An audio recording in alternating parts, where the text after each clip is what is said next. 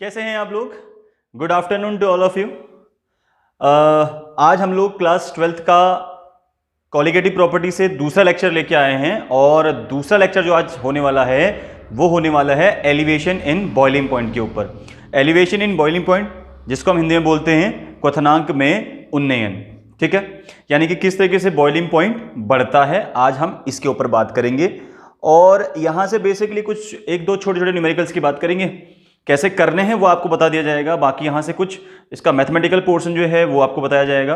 तो आज इस टॉपिक के अंदर, इस लेक्चर के अंदर जो बातें होने वाली हैं वो बहुत ही ज़्यादा खास होने वाली हैं। यानी कि सबसे पहले हम एलिवेशन इन बॉइलिंग पॉइंट को डिफाइन करेंगे, इसका इंट्रोडक्शन करेंगे, ठीक है। तो इंट्रोडक्शन होगा सबसे पहले इसी का, और उसके बाद हम इसका थोड़ा सा एक ग्राफ ड्रॉ करेंगे, ठीक है। यानी कि टेम्परेचर वर्सेस वेपर प्रेशर में एक रिलेशन क्रिएट कर देंगे विद ग्राफ, ठीक है, किसके, टेम्परेचर वर्सेस वेपर प्रेशर के अंदर। तो इस पे ग्राफ बनेगा और उस ग्राफ से हम लोग बहुत कुछ समझने की कोशिश करेंगे, ठीक है, कि जो लोअरिंग इन वेपर प्रेशर होता है वो एलिवेशन बॉइलिंग पॉइंट के किस तरीके से रिलेट करता है उसके साथ, डायरेक्टली प्रोपोर्शनल होता है या इनवर्सली होता है, तो उनका रिलेशन की बात करेंगे थोड़ा सा। तो टेम्परेचर वर्सेस वेपर प्रेशर का ग्राफ बनाएंगे और तीसरा हम यहाँ से इसका मैथमेटिकल जो तरीका होता है वो हम, यानी कि जो फॉर्मूलेज वगैरह होते हैं वो कंटेन करेंगे, ठीक है, फॉर्मूला वगैरह कंटेन करेंगे। उसके बाद क्या होगा, उसके बाद हम लोग यहां से फोर्थ लास्ट टर्म यहां से रहेगा, वो यहां से एक दो न्यूमेरिकल उठाएंगे। तो ये इसका एंडिंग रहेगा, ठीक है, इस एलिवेशन इन बॉइलिंग पॉइंट का। चलिए स्टार्ट करते हैं अपने नए टॉपिक को जो होने वाला है कॉलिगेटिव प्रॉपर्टीज से। और कॉलिगेटिव प्रॉपर्टीज से यानी कि अनुसंख्य गुणधर्म से ये रहेगा दूसरा लेक्चर। पहला लेक्चर बन चुका है आरएलबीपी के ऊपर, ठीक है, relative lowering in vapour pressure के ऊपर। देखो ध्यान से देखो, सपोज करो ये अपने पास एक वेसल है, ठीक है, इसमें हमने ले लिया H2O, प्योर H2O ले लिया, प्योर H2O ले लिया, और इस पे हमने एक नॉन वॉलेटाइल सॉल्यूट ऐड कर दिया, नॉन वॉलेटाइल सॉल्यूट ऐड किया। और ये नॉन वॉलेटाइल सॉल्यूट सपोज हमने NaCl ले लिया, तो ये यहाँ पे बन गया सॉल्यूशन। क्या बन गया अपने पास, सॉल्यूशन बन गया। मुझे बताओ भाई, दो चीज़ें हमने ले रखी हैं, एक प्योर वाटर एक सॉल्यूशन ले रखा है। तो प्योर वाटर के बॉइलिंग पॉइंट को हम लोग क्या बोल दे रहे हैं, इसके बॉइलिंग पॉइंट को हम लोग बोल देते हैं TB नॉट, ठीक है। अब आपको यहां पे ऐसे ही डिनोट करना है।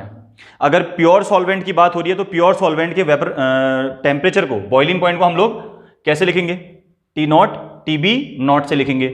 नॉट का मतलब मैं आपको पहले ही बता चुका हूं कि भैया यहां पर जो बॉइलिंग पॉइंट की बात हो रही है वो हो रही है प्योर बॉइलिंग पॉइंट की बात हो रही है, यानी कि प्योर सॉल्वेंट की बातें यहां पर हम लोग करने वाले हैं, ठीक है। तो प्योर सॉल्वेंट के बॉइलिंग पॉइंट को हम लिखेंगे TB नॉट, ये बात याद रखिएगा, ठीक है। दूसरा हमने क्या बोला, इस सॉल्यूशन के बॉइलिंग पॉइंट को हम क्या लिखेंगे, TB लिखेंगे ना, ठीक है। अब एक बात बताओ, पानी का जो बॉइलिंग पॉइंट होगा वो ऑलमोस्ट 100 डिग्री सेल्सियस, ये तो हमको पता होता है। लेकिन अगर मैं पानी में कोई नॉन वोलेटाइल सॉल्यूट ऐड कर दूं, हम पहले पढ़ चुके हैं बहुत अच्छे से, जब हम किसी सॉल्वेंट के अंदर, प्योर सॉल्वेंट के अंदर कोई नॉन वोलेटाइल सॉल्यूट को ऐड कर देते हैं, तो नॉन वोलेटाइल सॉल्यूट को ऐड करने पे क्या होता है, अंदर जो होता है ना, अंदर जब पानी के अंदर जब सॉल्यूशन बनता है तो वहां पर क्या होगा, वहां पर वेपर प्रेशर कम बनेगा। यानी कि जब सॉल्यूशन बन चुका होगा उस सॉल्यूशन का वेपर प्रेशर क्या होगा, कम होगा। लेकिन वेपर प्रेशर कम होने का मतलब क्या हो गया भाई, बॉइलिंग पॉइंट बढ़ गया। भाई इस केस में क्या हुआ, ये हो गया A केस और ये हो गया B केस। तो B केस में क्या देखा हमने, B केस में हमने देखा, B केस में हमने क्या देखा दादा, B केस में हमने देखा बच्चों कि जो वेपर प्रेशर है वो तो कम हो गया। तो वेपर प्रेशर कम होगा तो क्या चीज बढ़ेगा भाई, बॉइलिंग पॉइंट बढ़ेगा। जहां पर बॉइलिंग पॉइंट बढ़ चुका होगा वहां पर वेपर प्रेशर अपने आप क्या हो जाएगा, कम हो जाएगा। यानी कि यहां पर इस सॉल्यूशंस के अंदर जो आप टेम्परेचर दे रहे हो वो सब वेपर प्रेशर को कन्वर्ट करने के लिए, यानी कि सारा का सारा वो वॉलेटाइल लिक्विड नहीं ले पा रहा है। जितना आप यहां से टेम्परेचर दोगे नीचे से, उतना इसके अंदर जो सॉल्वेंट प्रेजेंट है, जो कि नेचर में कैसा है, वॉलेटाइल है, सबका सब उसको नहीं मिल रहा है। कुछ कौन ले जा रहा है, नॉन वॉलेटाइल सोल्यूट भी उसमें से ले रहा है। तो इट मींस कि इस वाले केस में वेपर प्रेशर कम हो जाएगी, और वेपर प्रेशर कम होगा तो टेम्परेचर क्या होगा अपने पास, बढ़ेगा। क्लियर होगी पहली बातें। अच्छा, अब इस वाले पॉइंट को देखो, यहां पर सारे के सारे वाटर के मॉलिक्यूल होंगे ना, तो वाटर के मॉलिक्यूल होंगे तो क्या होगा, जो भी आप टेम्परेचर दोगे सबका सब वाटर का मॉलिक्यूल ले रहा है, तो यहां पर जो बॉइलिंग पॉइंट है वही रहेगा, क्योंकि यहां पर कोई दूसरा नॉन वोलेटाइल सॉल्यूट ऐड नहीं है। तो इस वाले केस में इसका बॉइलिंग पॉइंट ज्यादा होगा सॉल्यूशन का, और इसका बॉइलिंग पॉइंट कम हो जाएगा। तो कितना चेंज आया, पहले कितना था, सपोज पहले 100 था, पहले कितना था, पहले 100 था, सपोज 100 था, और यहां कितना हो गया, 120 हो गया। ठीक है, तो यहां पर 100 डिग्री सेल्सियस और यहां पे 120 डिग्री सेल्सियस। तो डेल्टा टीबी कितना आया, डेल्टा टीबी समझ, चेंज इन एलिवेशन या चेंज इन बॉइलिंग पॉइंट या एलिवेशन इन बॉइलिंग पॉइंट कह सकते हैं। ठीक है, कितना आया भैया, जो ज्यादा है उसमें से माइनस कर देंगे, तो टीबी माइनस टीबी नॉट। तो पहली चीज क्या निकल के आ गई यहां से, पहली चीज निकल के आएगी delta TB is equal, delta TB क्या निकल के आया अपने पास, TB minus TB naught, TB minus TB naught. इसको हम क्या बोलते हैं, एलिवेशन इन बॉइलिंग पॉइंट, मतलब क्वथनांक में उन्नयन। कितना क्वथनांक बढ़ा, कितना उन्नयन हुआ, क्या करेंगे, जितना सॉल्यूशन का बॉइलिंग पॉइंट होगा उसमें से माइनस कर दोगे सॉल्वेंट के बॉइलिंग पॉइंट को। किसका ज्यादा है, सॉल्यूशन का, तो सॉल्यूशन के बॉइलिंग पॉइंट से सॉल्वेंट के बॉइलिंग पॉइंट को माइनस कर देंगे, तो क्या निकल के आ जाएगा, एलिवेशन इन बॉइलिंग पॉइंट, मतलब कितना टेम्परेचर बढ़ा। ठीक है, टेम्परेचर क्यों बढ़ रहा है, क्योंकि नॉन वोलेटाइल सॉल्यूट ऐड कर रहे हैं। तो जो प्योर सॉल्वेंट था, जो शुद्ध विलायक था, उस प्योर सॉल्वेंट का जो बॉइलिंग पॉइंट था वो कम था। जब आपने उसमें कोई नॉन वोलेटाइल सॉल्यूट यानी कि कोई अवाष्पशील पदार्थ मिला दिया, तो उसके आने से क्या हुआ, वहां पर बॉइलिंग पॉइंट बढ़ गया, वेपर प्रेशर कम हो गया, जिसकी वजह से डेल्टा टीबी हम क्या लिखने वाले हैं, टीबी माइनस टीबी नॉट। इतनी बातें तो शायद समझ में आती होंगी सभी को। अच्छा, अब यहां से एक और चीज डिफाइन करने वाली है, वो है व्हाट इज बॉइलिंग पॉइंट। ये बॉइलिंग पॉइंट क्या होता है ना, बॉइलिंग पॉइंट यानी क्वथनांक हम कहते हैं किसको हैं, थोड़ा सा इसके ऊपर डिस्कशन कर लेते हैं। ठीक है, चलो अगला एक छोटा सा टर्म डिफाइन कर लेते हैं, दिस इज बॉइलिंग पॉइंट। ध्यान से देखना बच्चों, बहुत छोटा सा पॉइंट है कि बॉइलिंग पॉइंट क्या चीज होती है। बॉइलिंग पॉइंट होती है भाई, it is a temperature at which, it is a temperature at which the vapor pressure of the solution, the vapor pressure of the solution is equal to या is become, क्या लिखा हमने, it is a temperature at which the vapour pressure of the solution becomes equal to the atmosphere। ठीक है, या the atmospheric pressure. अभी इसको graph से भी समझाएंगे हम लोग आपको। मतलब एक ऐसा टेम्परेचर, जिस टेम्परेचर पे किसी सॉल्यूशन का जो वेपर प्रेशर होता है वो किसके इक्वल हो जाता है, एटमॉस्फेरिक प्रेशर के इक्वल हो जाता है। ठीक है, वह तापमान, जिस तापमान पर किसी विलयन का जो वाष्प दाब होता है, वह तापमान, जिस तापमान पर किसी विलयन का जो वाष्प दाब होता है, वो एटमॉस्फेरिक वाष्प दाब के यानी कि वातावरणीय वायु दाब के या वाष्प दाब के बराबर हो जाता है। ठीक है, वातावरणीय जो दाब होता है, एटमॉस्फेरिक प्रेशर जो होता है, जब उसके इक्वल सॉल्यूशन का वेपर प्रेशर जाता है तो उसको हम बोलते हैं बॉइलिंग पॉइंट। उसको हम क्या बोल देते हैं, बॉइलिंग पॉइंट बोल देते हैं। क्लियर हो गया, बॉइलिंग पॉइंट समझ में आ गया क्या चीज होती है। It is a temperature at which the vapour pressure of a solution becomes equal to the atmospheric pressure. तो यहां तक की बातें समझ में आ गई आप लोगों को। ठीक है, डेल्टा टीबी हम लोग कैसे निकालने वाले हैं, टीबी में से माइनस कर देंगे टीबी नॉट को। क्लियर, हमने क्या बोला, प्योर सॉल्वेंट, जैसे आप एक ग्लास में प्योर वाटर ले लो, तो उस प्योर वाटर का जो बॉइलिंग पॉइंट होगा उसको हम लिखेंगे टीबी नॉट। क्या लिखेंगे? TB naught. नॉट क्यों लगाया? क्योंकि प्योर की बात हो रही है। जब हम एक और गिलास लेंगे पानी, उस गिलास में हम नॉन वोलेटाइल सॉल्यूट को ऐड कर दें, तो वो नॉन वोलेटाइल सॉल्यूट का जो वेपर प्रेशर जो बॉइलिंग पॉइंट हम लोग लिखेंगे वो लिखेंगे टीबी। क्या लिखेंगे? टीबी लिखेंगे। तो सॉल्यूशन के लिए बॉइलिंग पॉइंट टीबी और सॉल्वेंट के लिए टीबी नॉट। तो बोलो अंतर कितना आया, कितने का डिफरेंस आया दोनों के बीच में, कितना बॉइलिंग पॉइंट बढ़ा, इलिवेट कितना हुआ, कितना एलिवेशन हुआ, कितना हुआ? Delta TB is equal TB minus TB not. ठीक है, चेंज इन बॉइलिंग पॉइंट। ठीक है, क्या बोलेंगे हम इसको? Change in boiling point is equal TB minus TB not. एक फॉर्मूला तो यहां से छोटा सा ये निकल के आ गया। ठीक है, एक फॉर्मूला अपने पास छोटा सा ये निकल के आ गया। चलो आगे बढ़ते हैं। आप ध्यान से देखो, दूसरी बात, दूसरा पॉइंट, भाई जो डेल्टा टीबी होता है जिसको हम बोलते हैं एलिवेशन इन बॉइलिंग पॉइंट, ये डायरेक्टली प्रोपोर्शनल होता है मोलैलिटी के। किसके? मोलैलिटी के। दिस इज मोलैलिटी,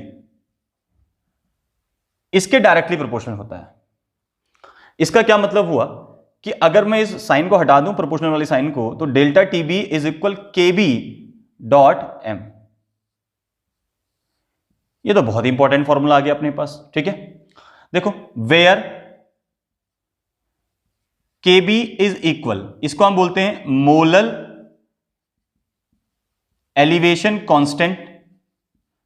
दो तीन नाम होते हैं इसके। ठीक है, पहला, दूसरा एलिवेशन कांस्टेंट भी बोल सकते हो, और सबसे इंपॉर्टेंट नाम तो इसका होता है इबिलियोस्कोपिक।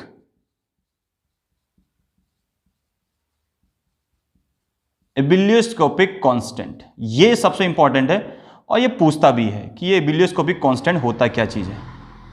और कभी कभी इसकी यूनिट पूछ देता है किसी एग्जाम के अंदर कि केबी की यूनिट क्या होती है। केबी क्या होता है? KB is a molal elevation constant बोल दो, या बोल दो एलिवेशन कांस्टेंट, या सबसे इंपॉर्टेंट बोल दो कि इबिलियोस्कोपिक कांस्टेंट। क्या होता है? Ebullioscopic constant. ये नाम आपको ऐसे याद रखना है, बहुत इंपॉर्टेंट नाम है, आप लोगों को इसके ऊपर गौर करना चाहिए मेरे हिसाब से। तो इबिलियोस्कोपिक कांस्टेंट बोलते हैं इसको।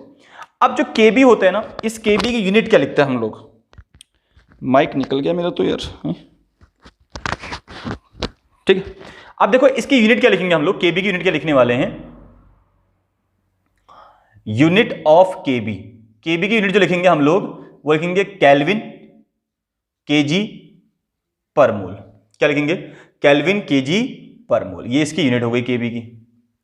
केबी को डिफाइन करते हैं इस तरीके से और केबी की यूनिट लिखते हैं। ठीक है, क्लियर हो गया? बात समझ में आ गई क्या होता है केबी? किसे बोलते हैं इबिलियोस्कोपिक कांस्टेंट, या फिर मोलल एलिवेशन कांस्टेंट क्या होता है, इसके ऊपर तो भी हम बात करेंगे अच्छे से। और लेकिन फिलहाल मोटा मोटा समझो कि KB is a molal elevation constant, और एलिवेशन कांस्टेंट हम बोलते हैं, और ebullioscopic constant it is most important name of KB. ये सबसे इंपॉर्टेंट नाम में से एक नाम होता है केबी का, इबिलियोस्कोपिक। यूनिट हम लिखेंगे केल्विन केजी पर मोल। क्लियर हो गया? केल्विन केजी पर मोल। अब दूसरी बात ध्यान से देखो, स्मॉल एम क्या है यहां पर? Small m is a molality. Small m क्या है यहां पे? मोलैलिटी, जिसको हम बोलते हैं मोललता। तो स्मॉल एम तो हो गई अपने पास मोललता। उसके बाद डेल्टा टीबी आता है भाई। डेल्टा टीबी है एलिवेशन इन बॉइलिंग पॉइंट, या चेंज इन बॉइलिंग पॉइंट भी बोल सकते हैं हम लोग। चेंज इन बॉइलिंग पॉइंट भी इसको हम लिख सकते हैं, नो डाउट, कोई इशू नहीं है ऐसा। ठीक है, तो ये तो आ गया अपने पास सर एक छोटा सा फॉर्मूला। अभी इसको और खोलते हैं, फॉर्मूले को इरेज करते हैं, इतने पॉइंट को जल्दी से उतार लीजिए भाई, फटाफट से उतार लीजिए, फिर इसको आगे बढ़ते हैं। इसको उतार के फिर आगे बढ़ते हैं। लिख लिया सभी ने? ठीक है, तो डेल्टा टीवी जो होता है भाई, elevation in boiling point directly proportional to the molality. Molality के डायरेक्टली प्रोपोर्शनल होता है।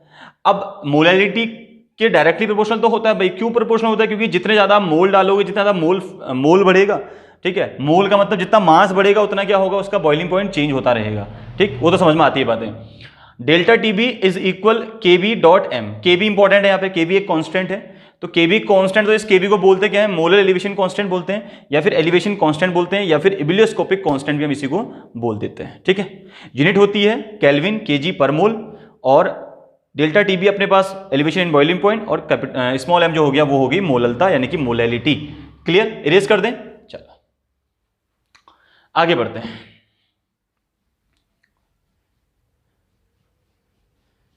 चलो आगे बढ़ते हैं।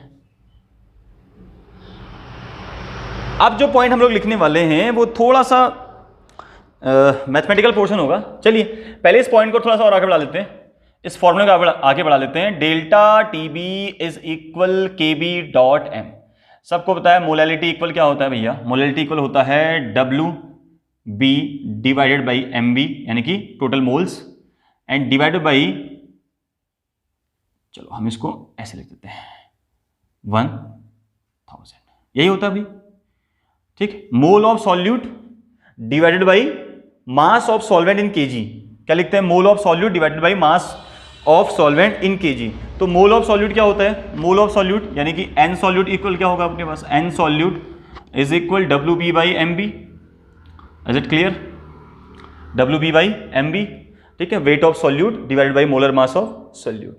ठीक, and W A, where W A is equal mass of solvent, mass of solvent basically in KG.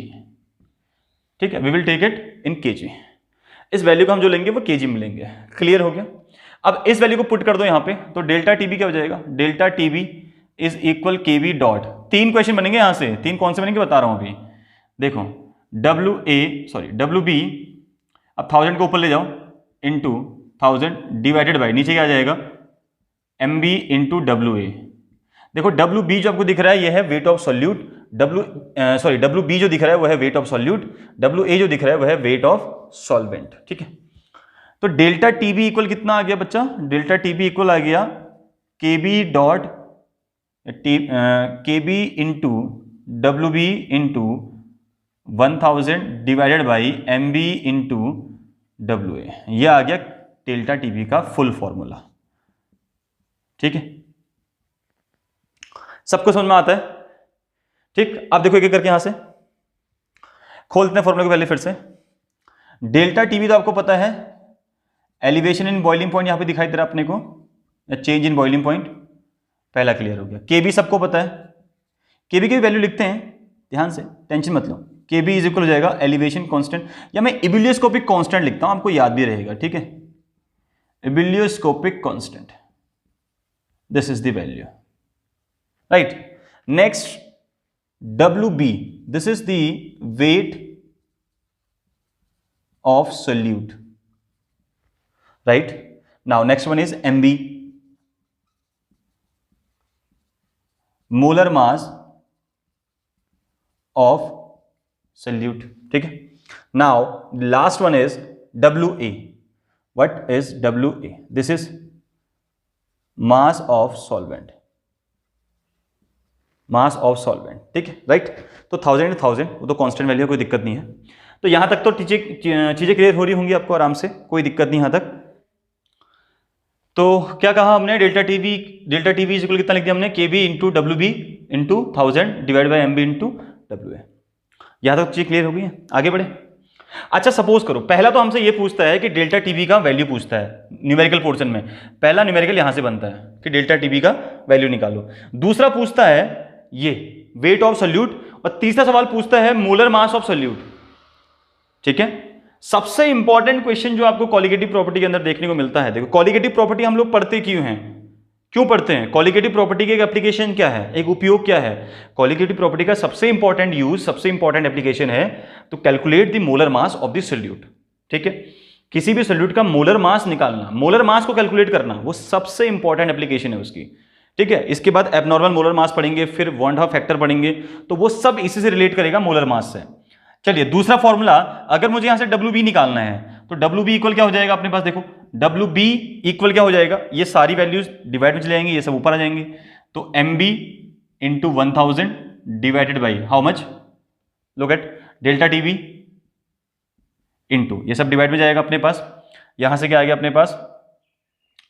Delta, अच्छा ऊपर WA आ जाएगा, सॉरी WA, MB WA ऊपर चला गया, नीचे आ गया KB इंटू 1000। ये हो जाएगा फॉर्मूला वेट ऑफ सॉल्यूट का। This is wait of solute. बोलो यहां तक समझ में आती है बातें? यहां तक बातें समझ में आती है सभी को? ये बन गया दूसरा फॉर्मूला। जो पूछा जाता है। पहला न्यूमेरिकल यहां से बनेगा, दूसरा न्यूमेरिकल यहां से बनेगा, तीसरा क्या पूछता है, मोलर मास ऑफ सॉल्यूट पूछता है, एमबी पूछेगा। अगर एमबी पूछेगा तो वैल्यू सेम रहेगी, लेकिन सिर्फ नीचे आ जाएगा अपने पास 1000 डिवाइडेड बाई, ये नीचे आ जाएगा अपने पास डेल्टा टीबी, तो डेल्टा टीबी इंटू क्या आ जाएगा, यहां से आ जाएगा डब्ल्यू। ये तीन फॉर्मूले रामबाण इलाज हैं, इसको हम बोलते हैं molar mass of solute, molar mass of solute यानी कि विलेय का आणविक द्रव्यमान। तीन ही सवाल पूछेगा आपसे यहां से, ठीक है, या यहां से या यहां से या यहां से, और एक जो चौथा वाला जो बनता है, चौथा जो न्यूमेरिकल बन सकता है वो यहां से बन सकता है, delta TB is equal TB minus TB not. क्या बनेगा, या तो आपको सॉल्यूशन का बॉइलिंग पॉइंट पूछेगा, या आपसे सॉल्वेंट का बॉइलिंग पॉइंट पूछेगा, या आपसे डेल्टा टीबी पूछेगा, तो आप इस फॉर्मूले से निकाल सकते हैं। ठीक है, क्लियर हो गया। अगर सॉल्यूशन का बॉइलिंग पॉइंट पूछ रहा है तो सॉल्यूशन का बॉइलिंग पॉइंट पूछेगा तो सबसे पहले आपको डेल्टा टीबी निकालना पड़ेगा। डेल्टा टीबी निकालोगे तब जाके ये आपको गिवन होगा, नहीं गिवन है तो स्टैंडर्ड वैल्यू होती है 273.15, वो आप रख लोगे, अदरवाइज आपको दिया ही रहता है। क्लियर, तो ये तो हो गया न्यूमेरिकल पोर्शन यहां से सेट। हटा दें इसको, उतार लोगे। चलो अभी ध्यान से देखो, अगली चीज देखो। अब यहां से केबी की वैल्यू हम कैसे निकालेंगे सर, केवी क्या दिया होगा, बिल्कुल केबी आपको गिवन होता है वैसे एग्जाम के अंदर, लेकिन अगर नहीं भी गिवन है तो आपको कुछ केवी के वैल्यू आपको पता होनी चाहिए। देखो व्हाट इज केवी, ये केवी क्या है, केवी को हम बोलते हैं इबिलियोस्कोपिक कांस्टेंट बोलते हैं। यूनिट क्या लिखते हैं इसकी, यूनिट हम लिखेंगे इसकी केल्विन केजी पर मोल लिखेंगे। अच्छा अब देखो जरा, वैल्यू ऑफ केबी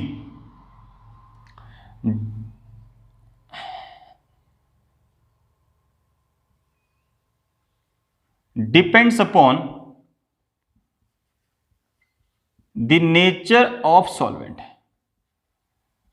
सिर्फ सॉल्वेंट के नेचर पे केबी की वैल्यू डिपेंड करेगी, सॉल्यूट से कोई लेना देना इसका नहीं है, सिर्फ सॉल्वेंट से इसका लेना देना है। तो केबी का जो मान होगा, केबी की जो वैल्यू होगी वो सॉल्वेंट पे रिलेट करेगी, सॉल्वेंट के बेसिस पे क्या करेगी, वेरी करेगी। जैसा सॉल्वेंट लोगे वैसे उसकी केबी की वैल्यू एक फिक्स होती है। तो कैसे लिखेंगे उस वैल्यू को, ध्यान से देखो। अगर कोई सॉल्वेंट अपने पास कौन सा दिया हो, वाटर दिया हो सबसे पहले, तो वाटर ले लेते हैं सबसे बढ़िया। तो वाटर के लिए केवी की वैल्यू होती है 0.52। दूसरा, अगर हमको दिया हो केवी की जगह, इसके बाद हो सकता है कि एसीटोन हमको दिया हो, या फिर हमको ईथर दे देता है, या हम एसीटोन ले लेते हैं पहले। एक एसीटोन अगर हमको दिया हो, जिसको हम बोलते हैं CH3COCH3, तो एसीटोन के लिए वैल्यू होती है 1.70। वैसे तो आपको वैल्यू गिवन होगी, लेकिन फिर भी आपको कुछ वैल्यूज तो याद होनी चाहिए। ऐसे ही अपने पास बेंजीन आ गया, तो बेंजीन की वैल्यू होती है अपने पास 2.70। ऐसे ही अगर अपने पास क्लोरोफॉर्म आ गया CHCl3, तो क्लोरोफॉर्म की वैल्यू होती है 3.67। ठीक है, ऐसी ईथर की वैल्यू होती है 2.16, अगर चाहो तो ईथर भी लिख लो 216 यानी कि 2.16 ईथर अपने पास ये आ गया। तो ये कुछ वैल्यूज अपने को गिवन होती हैं। सबसे ज्यादा इंपॉर्टेंट जो इसमें से है बेंजीन और वाटर, ये दोनों सबसे इंपॉर्टेंट है, ये पूछ भी जाते हैं बार बार। ठीक है, तो आपको केवी की वैल्यू कुछ याद होनी चाहिए, बाकी आपको एग्जाम के अंदर दे रहती है, कोई टेंशन वाली बात नहीं है। यूनिट आपको पता होनी चाहिए। क्या लिखेंगे इन सबकी यूनिट, इन सबको हम लिख देंगे पीछे केल्विन केजी पर मोल। इन सबके पीछे यूनिट लगा दोगे केल्विन केजी पर मोल। क्लियर हो गया? ठीक है, अब ध्यान से इसकी डेफिनेशन को जरा ध्यान से देख लो, जिसको हमने बोला मोलल एलिवेशन कांस्टेंट, ये भी हम इसको बोलते हैं। तो ये मोलल एलिवेशन कांस्टेंट होती क्या चीज है? केवी होती है ना। सपोज करो आपने 1 kg वाटर ले लिया, 1 kg वाटर, ठीक है। अब 1 kg में कितने होंगे, 1 2 3 इतना ग्राम होगा। 1 किलो में कितना ग्राम, 1000 ग्राम। तो 1 kg वाटर में 1 मोल कोई सल्यूट डालने पर, 1 मोल कोई सल्यूट डालने पर जितना एलिवेशन इन बॉइलिंग पॉइंट क्या होगा, प्रोड्यूस होगा। ठीक है, मतलब अगर हम delta TB is equal K B dot molality कर दें, और मोलैलिटी कितनी ले लें हम लोग, एम कर दें 1 मोल या 1 मोलल, 1 मोलल रख दें इसको, कितना रख दें, 1 मोलल। ठीक है, तो अब डेल्टा टीबी इज इक्वल क्या हो जाएगा, केबी के बराबर हो जाएगा। डेल्टा टीबी इज इक्वल केबी, यानी कि जितना बॉइलिंग पॉइंट में एलिवेशन आएगा। ठीक है, इसको सही से नीचे लिख देता हूं, केसरिया जी बालम आओ नी पधारो मारे देश रे पधारो मारे देश। चलो 1 kg लेते हैं। ध्यान से देखो, मैंने क्या बोला, डेल्टा टीबी इज इक्वल होता है केबी डॉट एम। तो अगर एम को मैं 1 मोलल ले लूं, यानी कि एम कितना हो जाए, 1 मोलल, यानी कि एक यूनिटी ले लें हम इसको, यूनिटी समझते हो ना, मतलब कि कांस्टेंट वैल्यू रख दें, तो डेल्टा टीबी इज इक्वल क्या हो जाएगा, केबी हो जाएगा। यानी कि दोनों साथ साथ बढ़ेंगे, वो बढ़ेगा तो वो भी बढ़ेगा। देखो इक्वल और डायरेक्टली प्रोपोर्शनल में अंतर होता है। डायरेक्टली प्रोपोर्शनल का मतलब होता है वो 2 गुना होता है वो भी 2 गुना होगा, वो 4 गुना होगा तो वो भी 4 गुना होगा, वो 6 गुना तो वो भी 6 गुना। लेकिन इक्वल में क्या होता है, वो इक्वल और डायरेक्टली प्रोपोर्शनल में यही डिफरेंस है।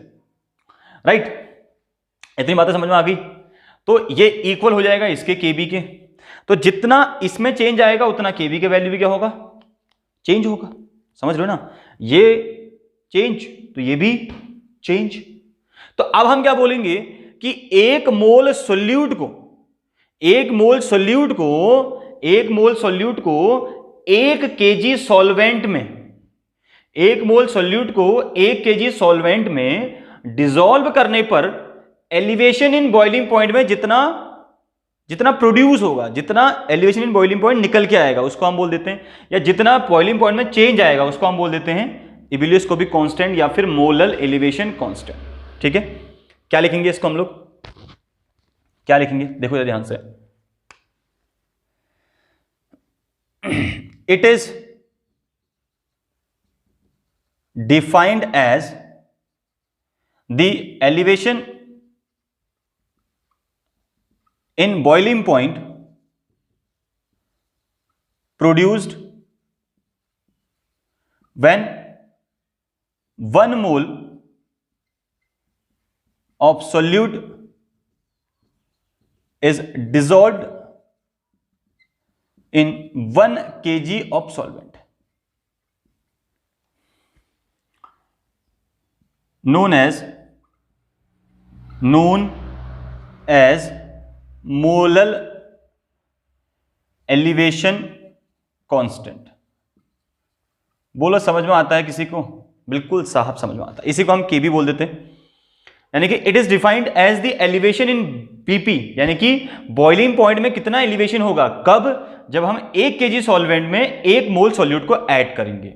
जब आप 1 मोल सॉल्वेंट को 1 केजी यानी कि 1000 ग्राम ऑफ सॉल्वेंट में 1000 ग्राम ऑफ सॉल्वेंट में क्या करोगे, डिसॉल्व करोगे, तो 1 मोल को डिसॉल्व करने के बाद उसके बॉइलिंग पॉइंट में जितना एलिवेशन आएगा, यानी कि उसका बॉइलिंग पॉइंट जितना बढ़ेगा। समझ में आ रहा है। सपोज करो अपने पास ये क्या है, ये प्योर वाटर है। ठीक है, इस वाटर में मैंने 1 मोल क्या डाल दिया, 1 मोल डाल दिया, इसमें मैंने क्या, सॉल्यूट डाल दिया। अब मैंने इसमें 1 मोल सॉल्यूट डाला तो क्या होगा, इसका बॉइलिंग पॉइंट बढ़ेगा, क्योंकि नॉन वोलेटाइल सॉल्यूट है जो ऐड हो चुका है वोलेटाइल में। एक वोलेटाइल लिक्विड के अंदर एक नॉन वोलेटाइल सॉल्यूट को ऐड करोगे तो क्या होगा, इसका बॉइलिंग पॉइंट बढ़ेगा। इसका बॉइलिंग पॉइंट बढ़ेगा तो क्या चीज होगी भाई, इसका बॉइलिंग पॉइंट बढ़ने के साथ बॉइलिंग पॉइंट कितना बढ़ा, बॉइलिंग पॉइंट उतना ज्यादा बढ़ेगा जितना आप इसमें क्या करोगे, इसमें मोल डालोगे। आपने 1 मोल डाला तो जो बॉइलिंग पॉइंट इसका चेंज हुआ, जो एलिवेशन इन बॉइलिंग पॉइंट आया, उसी को हम बोल देते हैं क्या, केबी।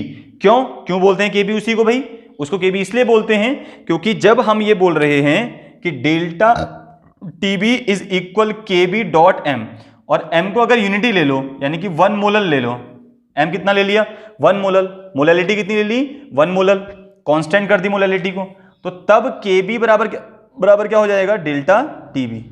तो जितना डेल्टा टीबी बढ़ेगा उतना ये भी बढ़ेगा, ये बढ़ेगा तो डिचक डिचक डिचक डिचक ये भी बढ़ेगा। समझ रहे हो, समझ में आई बात? ठीक है, तो जो change in elevation boiling point आता है उसी को हम बोल देते हैं के बी।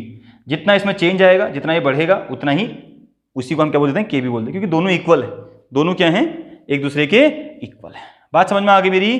ठीक है, कैसे हम लोग यहाँ के बी को डिफाइन करेंगे भी समझ में आ गया, के बी की वैल्यू याद रहेंगी। चलो चलो चलो चलो चलो फिर जल्दी से एक दो न्यूमेरिकल लगाते हैं फटाफट से। अभी थोड़ा सा एक ग्राफ दिखा देते हैं इसका, ध्यान से देखो ग्राफ क्या चीज होती है।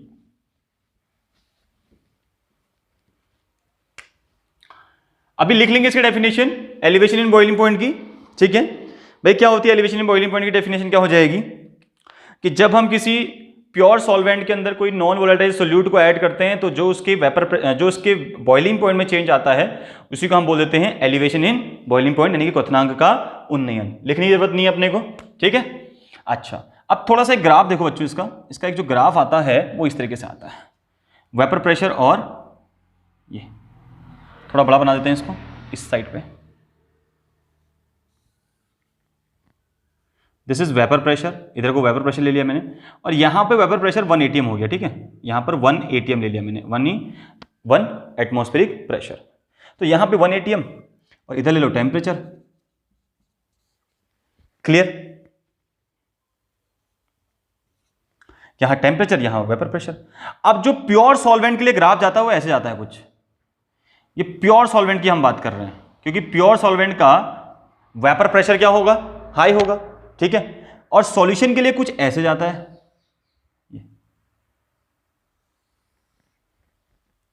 समझ में आ गया? ये सॉल्यूशन पहला ले लिया मैंने, चलो एक ही सॉल्यूशन ले लो, एक बहुत है, समझाने के लिए तो एक ही बहुत आता है। ठीक है, ये हम ले लिया सॉल्यूशन का। तो ये सॉल्यूशन का जा रहा है कर्व देखो, और ये कर्व जा रहा है किसका, सॉल्वेंट का। लिखा हुआ मैंने प्योर सॉल्वेंट और ये सॉल्यूशन का। तो अब देखो जरा, यहां पे 1 atm प्रेशर दोनों का आ रहा है। देखो यहां पे 1 atm प्रेशर यहां पे आएगा दोनों का, ये यहां पे आएगा।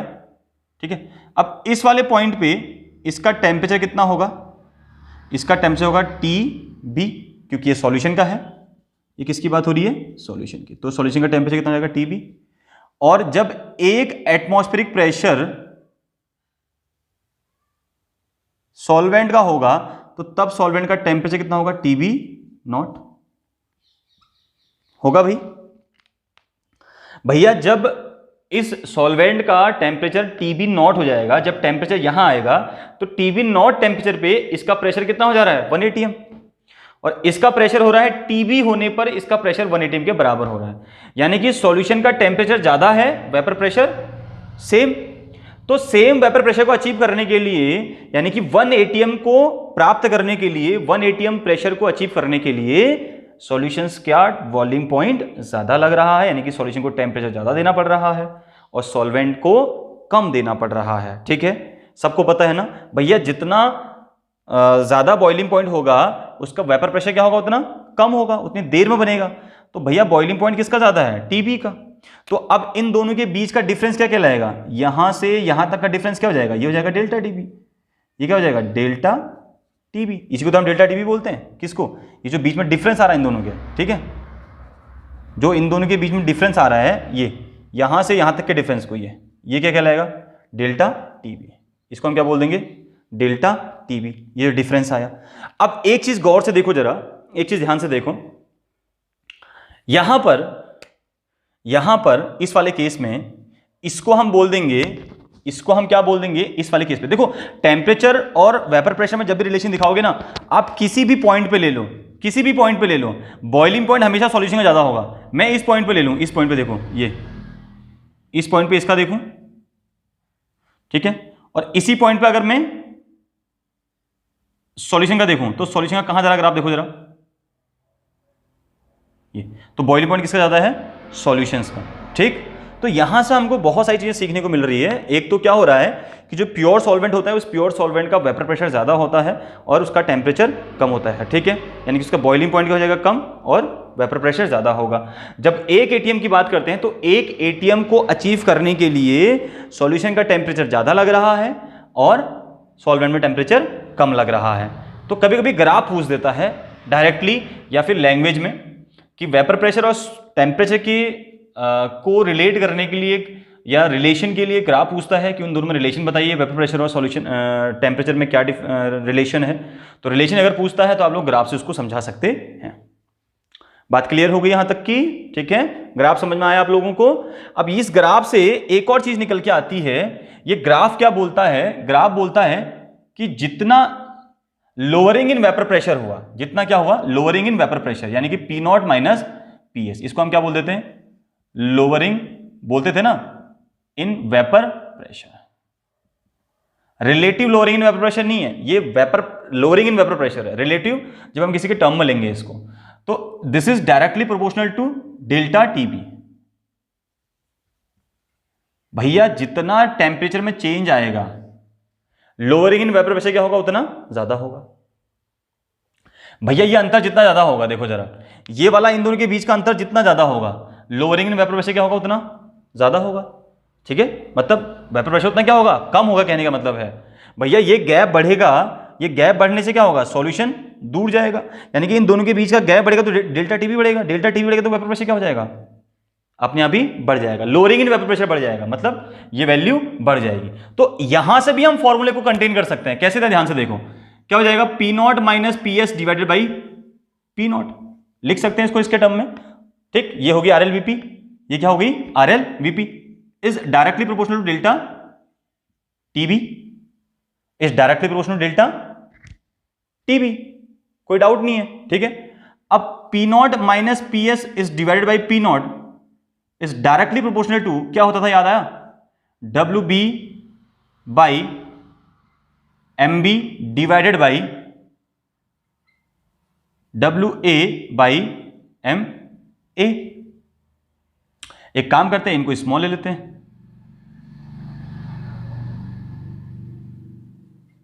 ठीक है, ये लिखते थे हम लोग, ठीक।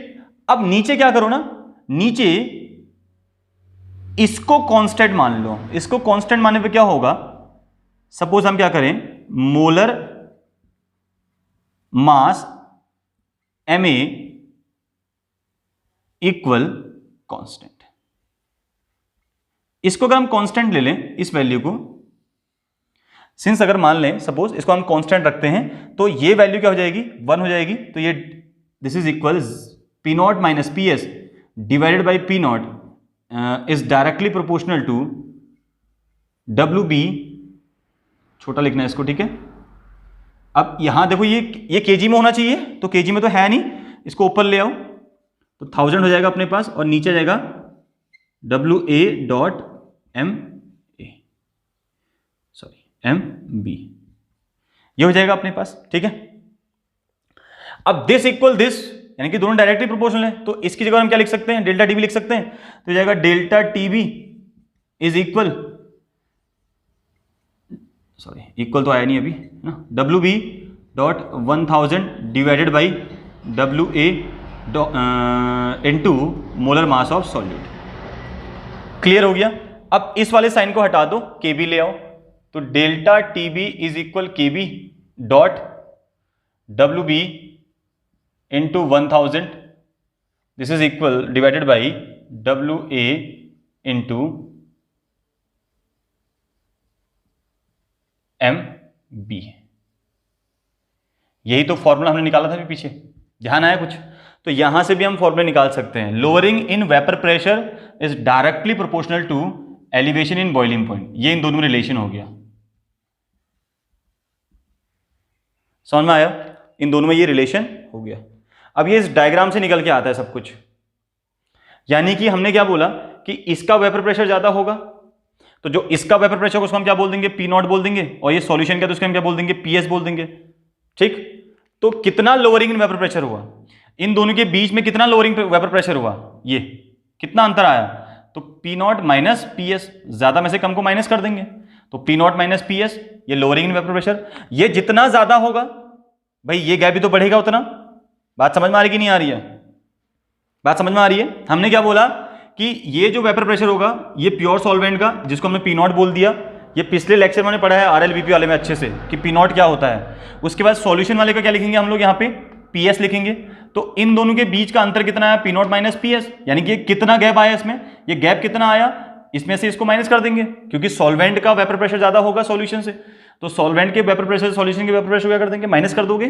ठीक है, अब ये गैप जितना बढ़ेगा, यानी कि इन दोनों के बीच का वेपर प्रेशर जितना ज्यादा होगा, बीच का अंतराल, इनके बीच का गैप जितना ज्यादा होगा, उतना ही ज्यादा डेल्टा टीबी भी होगा।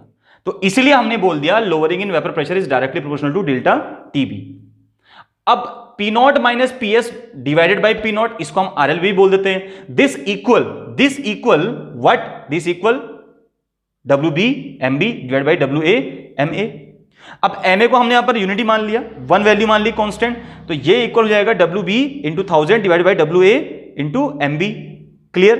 अब इसको हमने क्या बोल लिया था, ये और ये एक दूसरे के डायरेक्टली प्रोपोर्शनल है, कोई दिक्कत नहीं है। ठीक है, ये डायरेक्टली प्रोपोर्शनल थे, तो इसकी जगह हम डेल्टा टीबी भी लिख सकते हैं, तो लिख दिया delta TB is equal is directly proportional to डब्ल्यू B into 1000 divide by W A into M B.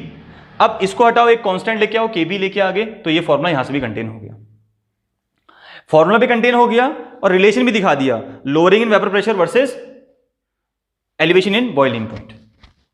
Is that clear? ठीक है, सभी कोई पॉइंट क्लियर हो गया होगा शायद, में भी जल्दी से स्क्रीनशॉट ले लीजिए। डायग्राम समझ में आ गया? डायग्राम समझ में आ गया कैसे वेपर प्रेशर और टेम्परेचर में हम लोग रिलेशन दिखा रहे हैं। ठीक है, इट मींस कि लोअरिंग इन वेपर प्रेशर बढ़ेगा, ज्यादा होगा, तो हम लोग क्या बोल सकते हैं, एलिवेशन इन बॉइलिंग पॉइंट भी बढ़ जाएगा। इरेज कर देते हैं, चलो। ठीक है, तो ये थी अपने पास यहां से इस चैप्टर, इस टॉपिक से रिलेटेड बातें। चलो अब थोड़ा सा एक दो न्यूमेरिकल यहां से देख लेते हैं। तो बच्चों सबसे पहले देखो फॉर्मूले कौन कौन से यहां से लगाने हमने। एक तो देखो डेल्टा टीबी इज इक्वल, हमने बोला भाई टीबी माइनस टीबी नॉट आ जाएगा। ठीक है, एक तो याद रखना। दूसरा delta TB is equal KB dot molality, ये फॉर्मूला याद रखना। ठीक है, तो ये दो हमने यूज करने हैं और इन दोनों में से हम फॉर्मूले क्वेश्चन को करने की कोशिश करते हैं। चलो न्यूमेरिकल पहला देखते हैं, यहां से एक रिलेट करते हैं कोई भी एक। ठीक, 30 gram of urea dissolved in 1 kg of H2O, 1 kg of H2O, find out boiling point of solution, find out the boiling point of solution, और Kb दिया हुआ है आपको 0.52 किलो kg पर मोल। ठीक है, और दूसरा जो गिवन वैल्यू है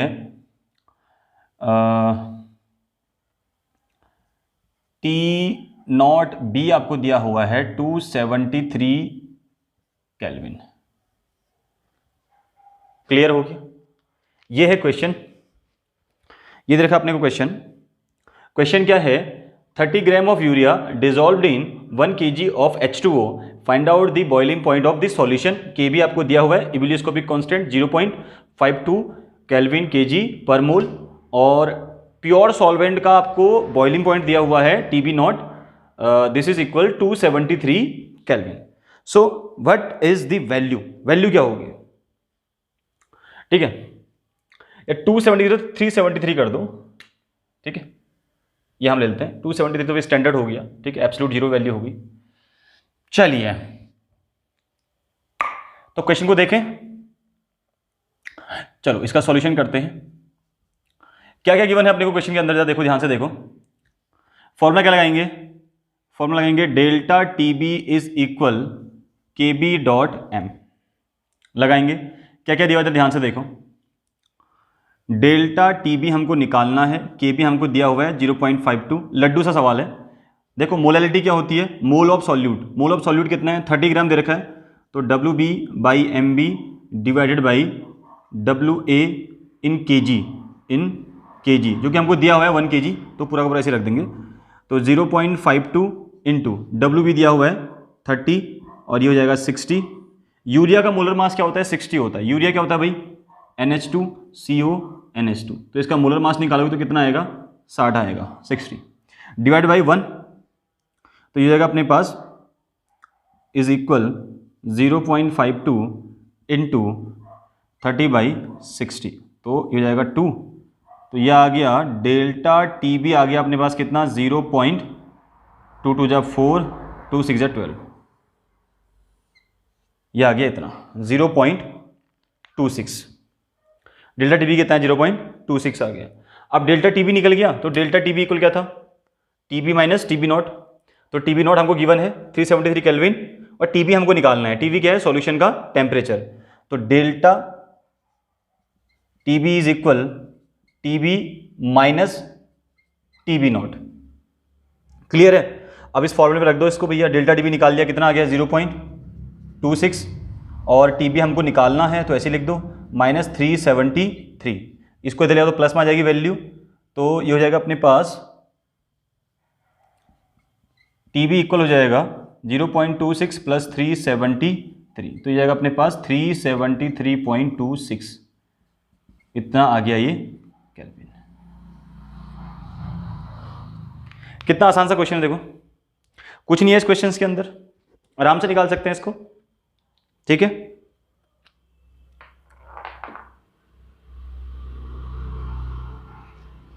एक दूसरा क्वेश्चन देखते हैं। जो दूसरा क्वेश्चन होने वाला है उसमें हम लोग 2 सॉल्यूट लेंगे।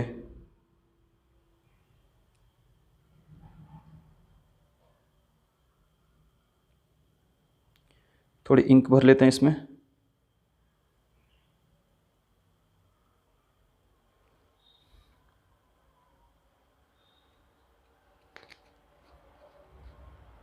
ठीक है, चलो लड्डू सवाल था, इस लड्डू सवाल को हटाते हैं यहां से और करते हैं अगला क्वेश्चन।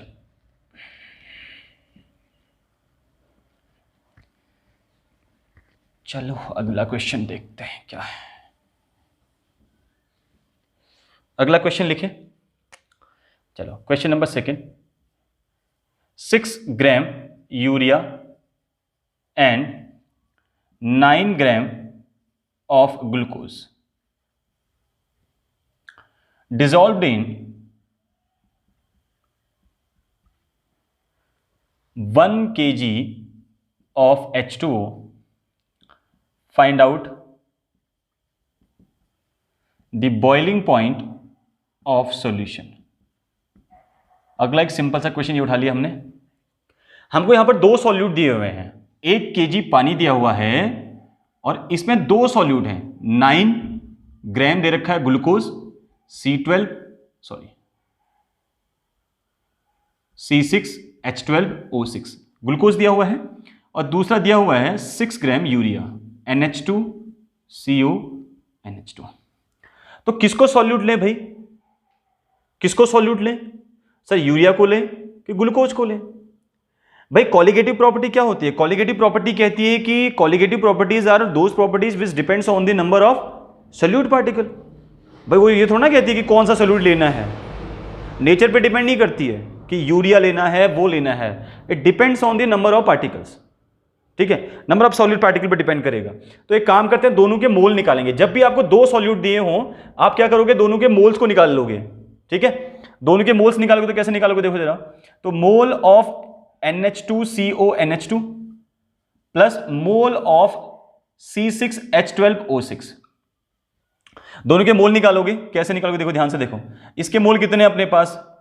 इसका वेट बाई इसका मोलर मास प्लस इसका वेट बाई इसका मोलर मास। ठीक है, तो NH3 का मोल कितना दिया, यूरिया का मोल कितना दिया हुआ है? वो कितना दिया है? वेट 6। कितना दिया यूरिया का? 6। तो 6 बाई और यूरिया का होता है 60 प्लस और इसका दिया हुआ 9 ग्राम डिवाइड बाई 180। आप निकाल लोगे इसका मोलर मास, इसका होता है 180, यूरिया का 180, ग्लूकोज का 180 और यूरिया का होता है कितना? 60 निकाल लेंगे। तो टोटल मोल कैसे निकालोगे? ध्यान से देखो, ये 1/10 आ गया और ये 1/20, तो 1/10 प्लस 1/20, तो ये प्लस प्लस कितना आ गया अपने पास? 0.1 प्लस 0.05, दिस इज इक्वल 0.15, इतने मोल्स आ गए। टोटल कितना आ गया? 0.15 मोल्स आ गए टोटल। तो सबसे पहले हम लोग क्या निकालेंगे? टोटल मोल निकाल लेंगे। क्लियर हो गया? क्या निकालेंगे? टोटल मोल्स निकालेंगे। निकालिए टोटल मोल्स। अब देखो जरा, टोटल मोल्स निकालने के बाद अगला काम क्या करना है? अगला सेम वही काम करना है, delta TB is equal KB dot molality. तो डेल्टा टीबी इज इक्वल, केबी कितना दिया बेटा? केबी दिया हुआ है? नहीं दिया हुआ है। तो केबी हमको पता है, देखो केबी फॉर वाटर कितना होता है? 0.52 केल्विन केजी पर मोल, ये होता है केबी वाटर के लिए। अभी हम लिखवाए भी था केबी की वैल्यू, ठीक है। तो यहां हो जाएगा 0.52 इंटू मोलैलिटी। मोलैलिटी क्या होती है? ऊपर रखेंगे मोल्स। मोल्स कितने हैं टोटल? 0.15 डिवाइडेड बाई, और नीचे कितना है अपने पास? नीचे है अपने पास 1 kg। नीचे कितना है? 1 kg, यही तो है 1 kg, ठीक है। तो कितना आ गया? ये मल्टीप्लाई करने के बाद कितना आया? देखो मोल्स बाई यही तो होता है अपने पास, ठीक है। तो डेल्टा टीबी आ गया अपने पास 0.78 के समथिंग ये वैल्यू आएगी, ठीक है। कैलकुलेट आप लोग करना एक बार फिर से इसको। तो 0.78 की वैल्यू आ गई डेल्टा टीबी की। क्लियर हो गया? अब हमको निकालना क्या था? Delta TB is equal TB minus TB not. ये निकालना था सॉल्यूशन का, टीबी का निकालना है। ये आपने को दिया है? नहीं दिया है, कोई बात नहीं, हम लोग ले लेंगे। नहीं दिया तो कोई बात नहीं, ले लेंगे। वाटर का ले लो। वाटर के लिए हम लोग टीबी नॉट ले लेते हैं 373 या 273 ले लो, 273, ठीक, इतना केल्विन। 273 ले लो, स्टैंडर्ड वैल्यू ले लो 273। तो माइनस कर दो, तो ये निकला अपने पास कितना? 0.78 delta TB 0.78 is equal, TB निकालना है और डेल्टा टीबी नॉट हमको दिया हुआ है। टीबी नॉट हमको दिया हुआ है कितना? 273। तो ऐड हो जाएगा, तो टीबी बराबर कितना आ जाएगा? 273 प्लस 0.78, दिस इज इक्वल 273.78, इतना केल्विन। बोलो कुछ टफ है इस क्वेश्चन के अंदर? कुछ भी टफ नहीं है, आराम से आप लोग इन क्वेश्चंस को कर सकते हो, ठीक है। Delta TB naught TB naught हमको दिया हुआ था 273 केल्विन, डेल्टा टीबी हमने निकाल लिया इस फॉर्मूले से। हाँ, अगर आपको 2 सॉल्यूट दिए हो तो दोनों के पहले मोल्स निकाल लेना। मोल्स निकालने के बाद डेल्टा टीबी निकालो, डेल्टा टीबी की निकालने के बाद टीबी आराम से निकाल सकते हो। आई होप आप लोगों को वीडियो बहुत पसंद आई होगी। ज़्यादा क्वेश्चन यहाँ पर ले नहीं सकते, कोशिश करेंगे और कुछ क्वेश्चन लेने की धीरे धीरे, ठीक है। मिलते हैं एक नई वीडियो के साथ, तब तक के लिए अपना ख्याल रखिए, बने रहिए और देखते रहिए केमिस्ट्री वाला। जय हिंद।